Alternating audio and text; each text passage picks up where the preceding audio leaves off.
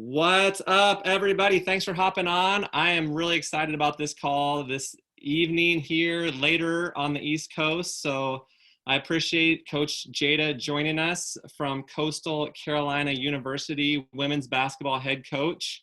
Coach, I know you've had stops at Iowa and beautiful UCSB, one of my dream schools out of high school, but I didn't think I'd be able to study quite enough at UCSB. But and then Wake Forest, and now are you going into your seventh year as the eighth? Just finished my seventh, going into my eighth season. Going into your eighth season as a head coach there at Coastal Carolina. So maybe, do you want to tell us maybe a little bit about where you grew up and how you decided to, or how you ended up at Cal Poly Pomona, and then how you got into coaching? Would you take us through kind of that journey? Yeah, I was born and raised in Miami, Florida, which is far away from Cal Poly Pomona. And so when making my college decision, what actually happened was I saw Cal Poly Pomona playing for a national title. And so I was one of those in-between student athletes. I was one of those kids that could go D1, but probably not a D1 that was competing for a national title, or I could go Division II and compete for a national title.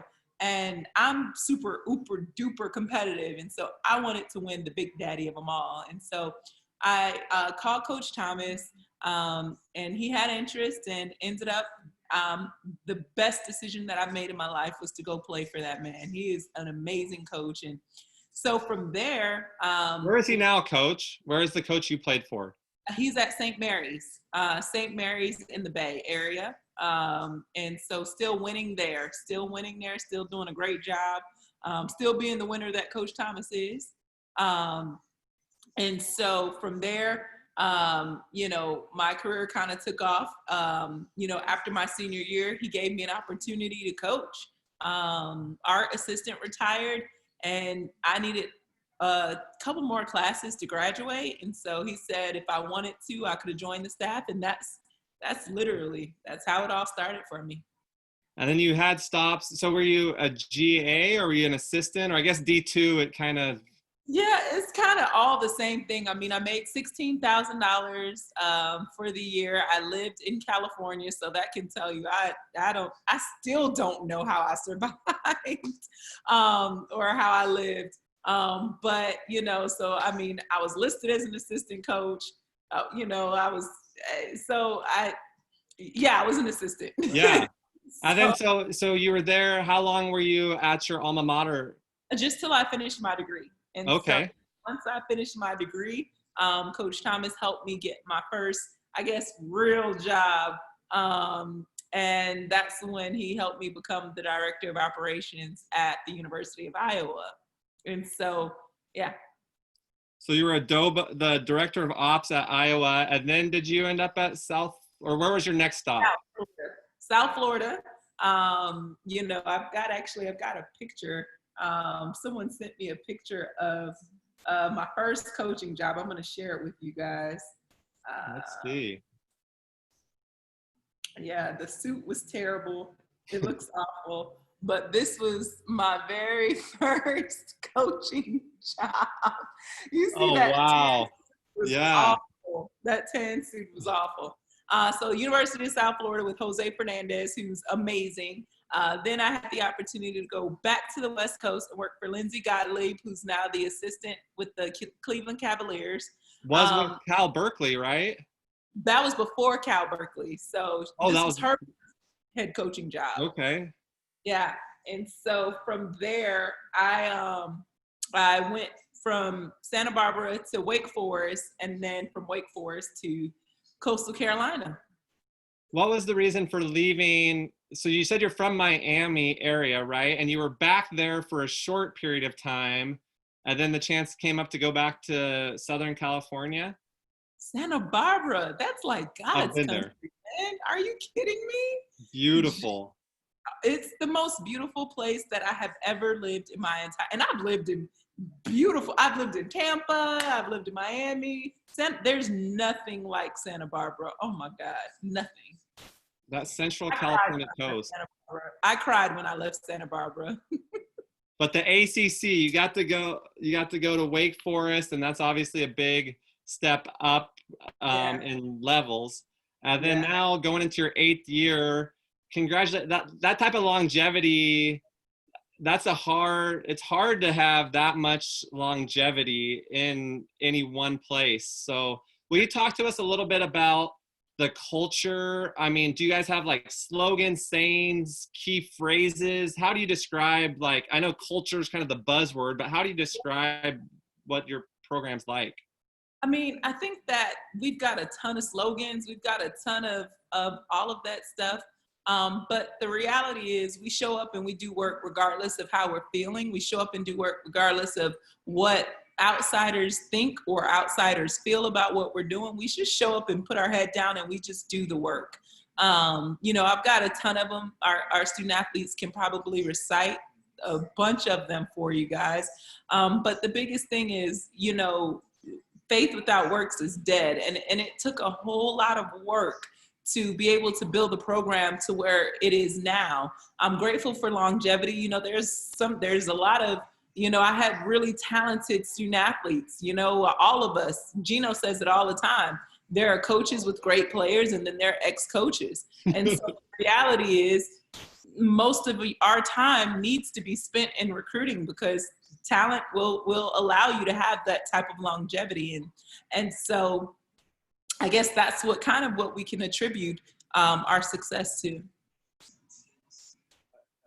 I think that I just write that coaches with great players and ex-coaches.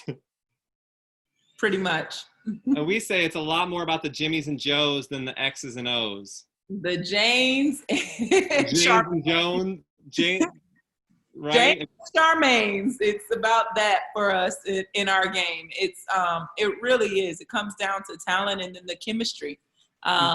This year we were fortunate to be successful because not only were we talented, but we had incredible chemistry on our team as well.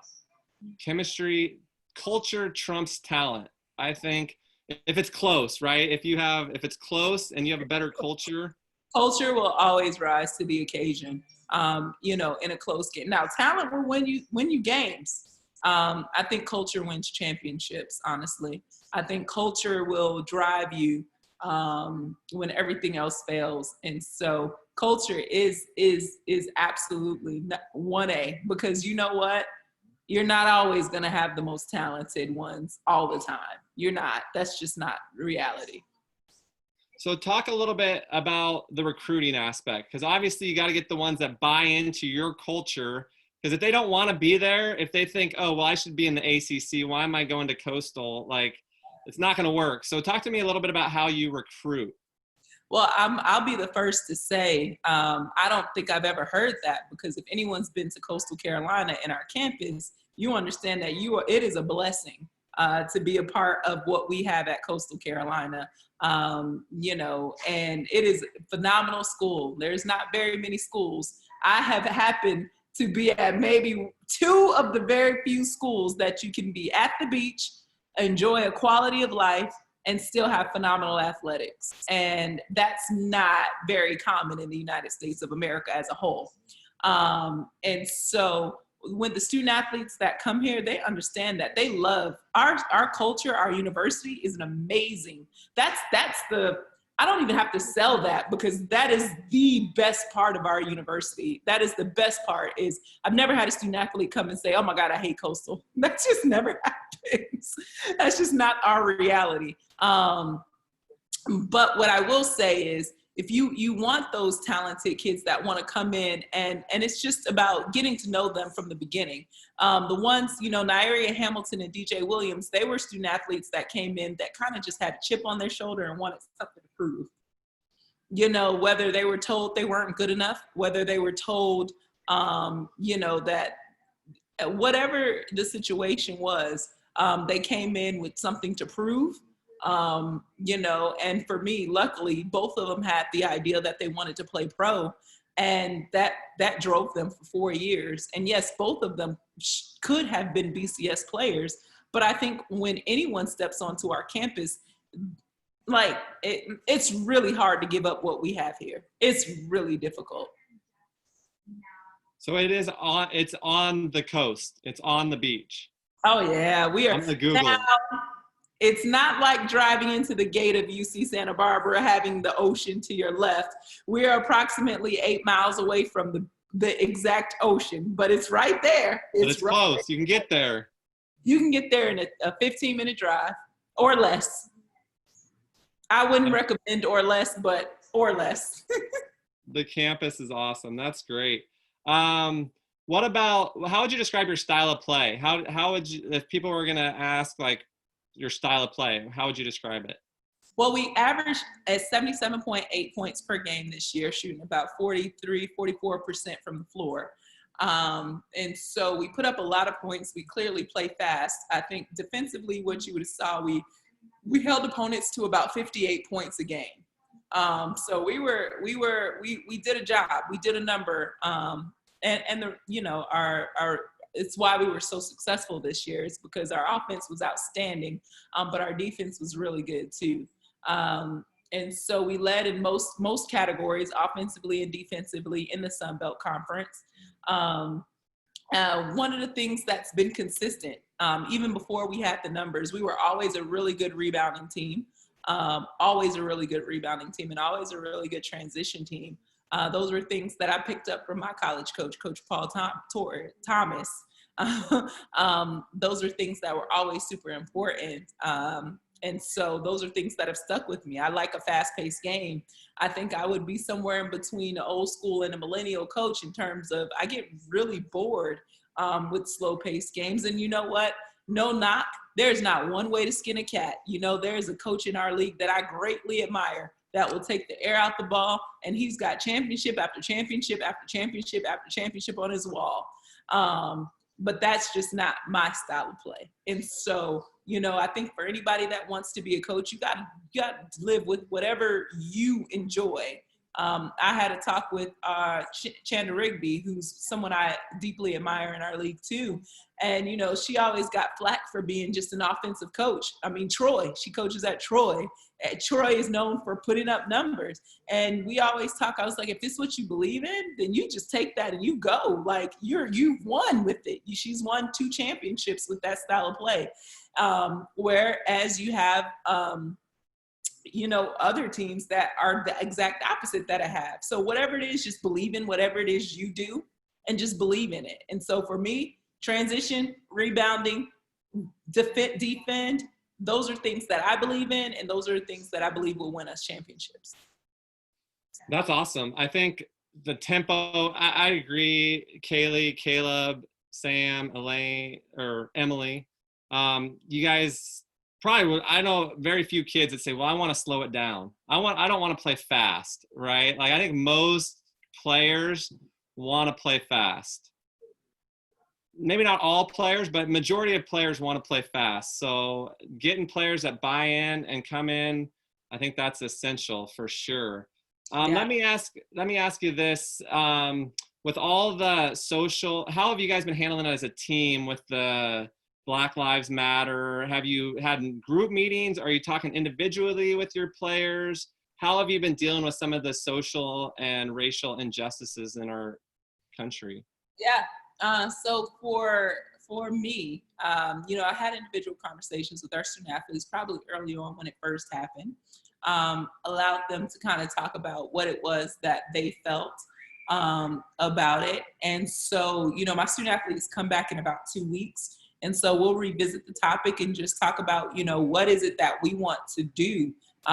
You know, there were a lot of passion that was in the room. And so it's really kind of hard to organize stuff when you're not in the same place. And so once they get back, we'll talk about it again and we'll decide, you know, this is what Coastal Carolina Women's Basketball stands for. This is what we want. We've done the videos, we've done the social media stuff, but now of course, it's time to put it to action. It's 98 days until the election.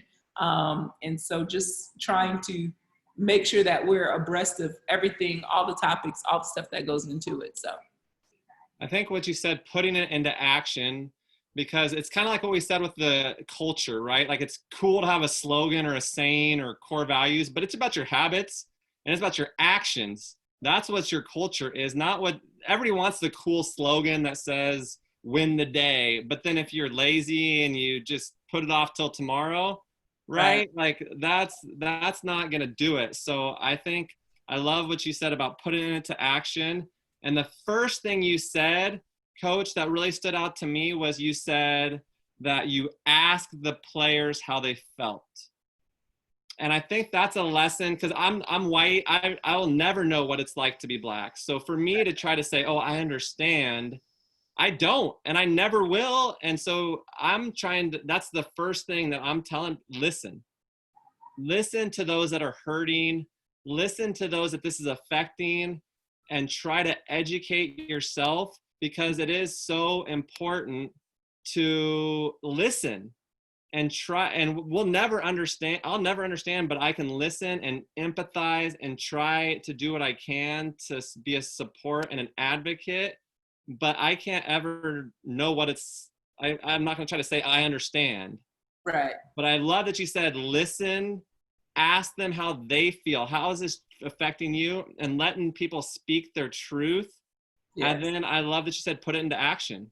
Yeah, for sure. Not just have the slogan or put up a black picture on your Facebook one time and think that you're going to change this thing. Right. I agree. But thank you for sharing that with us. I know that it's a tough conversation, but I think it's a necessary conversation, and not just one to have and forget about. But I just have been asking coaches, because I like to hear how they're handling it with their teams and their approach, because I'm learning too. I don't know all the answers by any means to COVID or the social change that we're trying to create in our country. But I think it starts with those around us. Yeah. And I might not have a huge platform, but the people that are around me know how I feel about this topic. Yeah. And I'm definitely going to try to use my platform that I have, even though I'm a D3 assistant coach. I'm going to try to use what I have and start with the people around me. And some people, that's a lesson. So if you are watching live or on recording, start with those around you. And there's no neutral. I say this a lot. There's not, oh, I'm just going to ignore it and it's going to go away. It's, you're either a part of the solution or you're part of the problem. Right. I don't feel like there's a neutral in this situation where, oh, I'm just going to kind of coast and not say anything. But if you truly listen, like for us, if I'm listening to my players at Pacific, the way they're hurting, I can't be neutral. Correct. The way that these kids' parents are having to tell them, hey, when we go into the store, don't put your hands in your pocket and you don't touch anything, because we can't, like my parents didn't have to tell me that, but my friends that have kids now are having to tell their kids and educate their kids on these situations that kids shouldn't have to hear or worry about that stuff. Worry about, yeah. They should just be worried about being a kid. Being a kid, right? So I appreciate you sharing what you guys are doing, and I'll be watching, seeing how things go. But it's a tough topic, but part of being an adult is being able to have difficult conversations with people that are meaningful. Yeah, absolutely. Absolutely. Well, I appreciate you joining me. Do you guys, if there's anybody that's watching that wants to ask Coach Jaida a question, or if anybody has anything they want to ask, I can't unmute you guys. So if you want to use your voices to communicate your question, we can do it vocally. Or if you want to type it into the chat, we can do that also. But would love to have you guys ask Coach a question if there is things that you want to know from a head Division I basketball coach. I appreciate you joining me, Coach. Us. A question. Shoot. You have some of the girls that have been there a while. How do you use the girls with experience to train the new players coming in? I think that the answer is actually very simple on that one. We've got maybe 13 rules or 13 things that, our student athletes are supposed to be held accountable for. And so those first couple years, of course, they probably try to break a rule. They've got to be held accountable. By the time they become juniors and seniors, they don't want to anymore. And so they are very, you know, especially if they know it's going to be like a team accountability thing, they will jump on those new kids and say, don't do that. We don't want any accountability. The biggest one I think I'd say is study hall. Like, you know, if somebody is short on study hall, the whole team has to get up and have study hall. And so typically when they're juniors and seniors, they got GPAs high enough to not be in study hall anymore. And so to tell someone that has been out of study hall that they have to go to study hall because someone in study hall didn't get their hours, they are very good at self-correcting one another because they don't want any extra responsibility. I think that's great. I think that's so not only do you have to touch the line, everybody has to touch the line. Good teammates touch the line, but great teammates make sure everybody on the team touches the line. And like you said, if you're getting good grades, but you're having to go back to study hall and give up your time and not have your studying on your own time, it's a good way to help keep those others in line. And I think that's something that we're learning because I'm going into year 3, my head coach and me at Pacific. And the first year, you're having to do all the accountability and everything because nobody knows the standard yet. Where now it's a little easier because we have the players disciplining and doing that, not us as coaches having to step in every time and say, no, we touched the line. Correct. What about, how far is Coastal from Wilmington? 45 minutes. Not 45 far. minutes. Yeah, we're not very far from one another. What, Caleb, let's see. Caleb had a question. What are some turnoffs for a player? Like if they're recruiting Caleb or if she's recruiting a player? Is that what you're asking? Yeah, they're recruiting. Yeah.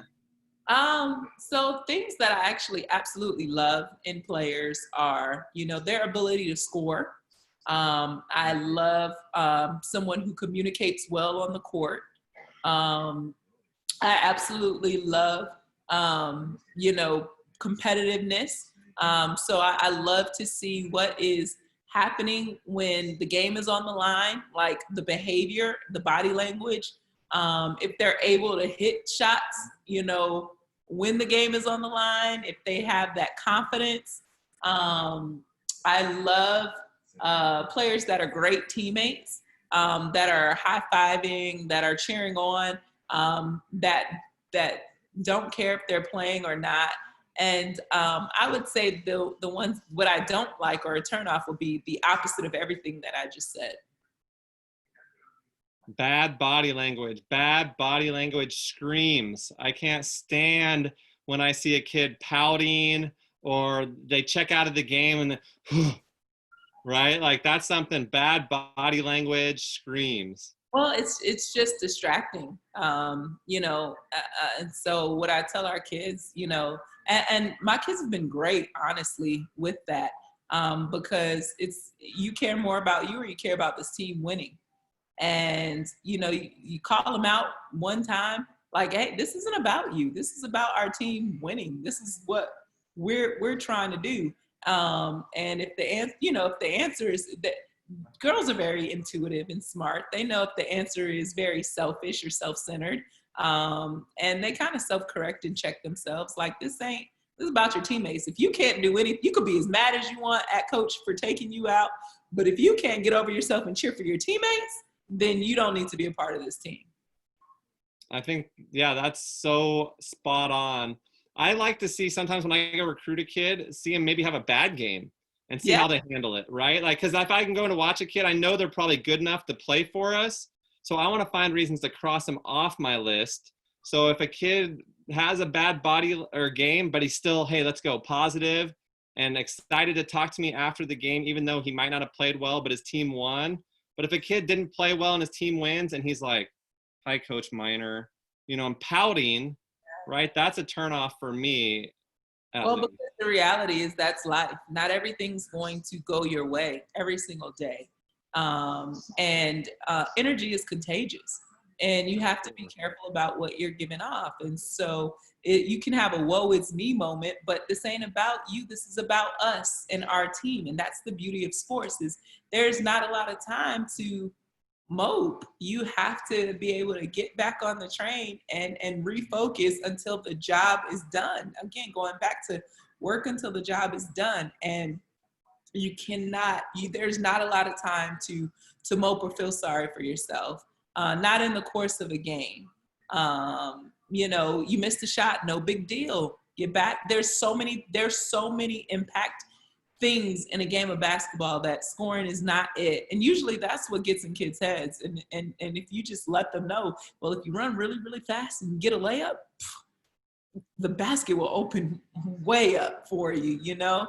And so, or just get steals or talk or communicate. There's so many different facets of our game that, you know, you just got to explain that. And as coaches, we have to be aware of what is it that we are praising. You know, as much as I love the points, that is the last thing I ever talk about, because everybody else is talking to them about that. 20 points, you've got points, you've got 17 points, you got 50. I had a kid score 51 this year. You got, everybody else is going to talk about that. As a coach, what are you emphasizing? And for me, it's about being the best teammate possible. Like, we're here to do a job. And, you know, we're here to box out, rebound, to do all the other things, and high five. And it's made, for me, I coach a lot about, it's about being a good teammate, because this is practice for everything in your life. When do you go about life and you're not a teammate? One day I'll be a wife. My husband will be my teammate. One day I'll be a mom. My kids, I will be a part of a team. One day everybody will be a part. I'm a part of a team. I have a mother and a father. You know, you're going to be a part of a team in every way, and you just want to be the best teammate you can be possibly. Love that. Great answer. And I love communication. That's something that shouldn't slump. Right. Shooting might slump, you know, but effort and communicating on the floor, competitiveness, body language, all those things don't slump. Those things should be a constant. Yes. What can, Emily wants to know, what can help separate a player from the pack or make them more appealing to a college recruiter? I would have to say whatever that coach's philosophy is, honestly. So it does vary. Yeah, it varies. Again, I go back to, there's more than one way to skin a cat. So it varies. But you heard, she did break down some of those for you. If you separate yourself by being ultra hungry and competitive. When I'm recruiting, I like to show up a half hour before the game starts and not let anybody know I'm there yet. Because I want to see how that kid warms up. Because if they're going through the motions and they're like I don't like it when I see kids with headphones or hoodies up, like in their own little world. I want to see somebody that's an energy giver, because I know Coach Jaida said it, but it's the same thing. There's no neutral. You're either giving energy or you're sucking energy. So I want to see somebody that's, hey, let's go. Positive body language, positive taps, you know, getting people pumped up before the game, rather than somebody that's all in their own little hoodie, in their own little world. So I'll show up early and try not to let anybody know I'm there, and just see how the kid warms up, see what his body language is like, see how they respond to their teammates. And then, you know, if they see me, because if they see me and then they start going, it's kind of, I want somebody that gives it 100% no matter who's watching. If you're there or if you're not there. Right? Whether I'm there or not, they're still going through the same routine. So Coach Rebecca, she's awesome. She's female from Houston who coaches an all boys team of high school boys. She played in the tournament that I run last year, or that I run in Las Vegas, that was supposed to be going right now. But she brought her team of all young boys with her, and she was coaching them up, teaching them to get their elbows out when they rebound. I loved it. But I appreciate you tuning in, Coach. So her question was, what's the biggest obstacle you've had to overcome as a coach throughout your career, and how did you handle it? Wow, we're getting some big time questions. That's a tough one. That is a tough one, because there's every day, you know, you're managing something different, something new. It would be so hard to put a number on.